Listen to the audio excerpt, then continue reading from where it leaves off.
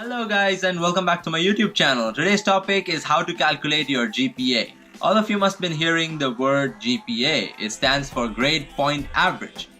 As it sounds like, it's an average of all the classes that you take in America starting from your first semester to your last semester, considering your general requirements, major requirements, and every other small class that you take. It totally depends on the grade that you get in the class. Some universities have A, B, C, D, E. Some universities have A+, A-, B+, B-. It totally depends on the university. So let me take you straight to a website which will help me explain you what it means. Alright, here you go. So finding a GPA calculator on Google is pretty easy. You just Google GPA calculator, okay? Now here it explains a little bit in more detail. Every A grade that you get gives you 4 grade points. A- gives 3.7, B+ gives 3.33, and so on.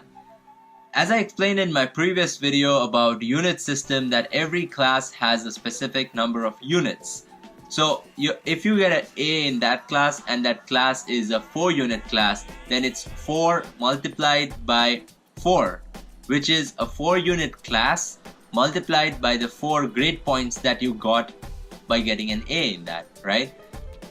It totals up to 16. And in a similar way, this is what the calculator does, kind of. So let's say a math class is a 4-unit class or a 4 credit hour class. I got an A in that. A film class is a 3-unit. Science classes are usually 4 to 5 units. General requirements such as film is usually 3 units, okay? So let's see, I get a B in film, chemistry 4A, biology A. Okay, no, I want to show you something, so I'm gonna change this to A first and calculate your GPA. It shows a 4 GPA. This means that you have A's in all your classes and you have perfect scores, right? Now, if you get a B in any one of these classes, then your GPA drops to 3.8. Because considering this, a B is a 3-point average. So it's 3 multiplied by 3 and everything is added up and then divided by the number of credit hours that you take per semester. GPA is not different for every semester. It's not different for every semester. It continues. It's a cumulative GPA. So it adds all the classes that add on. So let's say next semester I take like astrophysics class. So astrophysics. Oh, no, physicist. Physics. Astrophysics class is a 5-unit class and I get a C in that, for example. Then it's a calculate your GPA. It comes up to 3.35, which is pretty bad. So in short, C's and B's are pretty bad for your GPA. Any GPA of more than 3.6 is outstanding, wonderful, like amazing. Because like when you have more than 3.6 GPA, your scholarship chances increases. A lot of universities that I know offer financial aids to international students who have a more than 3.6 GPA. And yeah, the tricky part is there are many scholarship opportunities when you come to America and you know all this, like the details of the system which I'm trying to explain, and you work for the scholarship.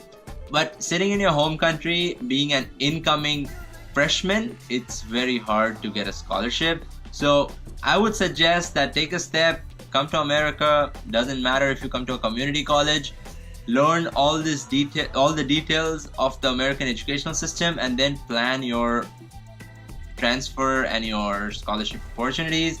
But that was a bit off the topic, but never mind.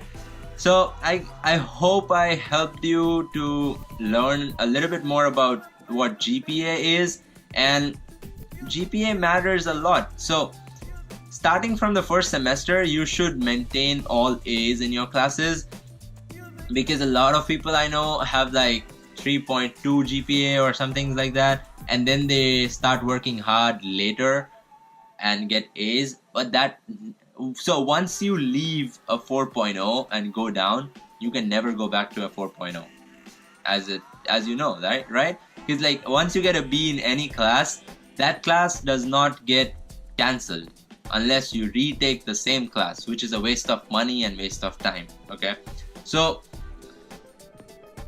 just get A's. That's all I want to say. That's pretty much what a GPA is. It's a grade point average of all the classes that you take, and you want a wonderful GPA. Doesn't matter if you have extracurriculars and everything, but still GPA. And also, oh yeah, let me tell you something. You also get grades for being on the sports team. I'm on the tennis team right now, and I get like grades and units for playing on the sports team also. So that can also help sometimes.